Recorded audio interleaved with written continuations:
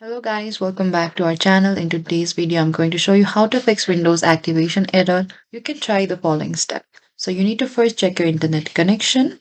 Ensure that your internet connection is working properly as Windows activation requires an active internet connection. You could also try using troubleshooter. You can use the Windows activation troubleshooter to automatically fix activation issues. First, what you have to do is click on the Windows key and the I at the same time. And after you click that option, an interface like this will open. And we could see on the top right corner, there's a check for update option. You can click on that option.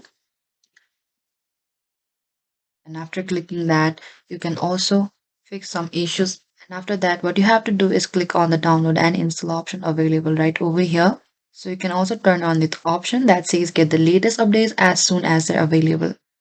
So after that, we could say now it's updating, or you could also try checking your time and date settings. What you have to do is click on this option on the top left corner. There's time and language option. And you could see, you can check if it's correct or not.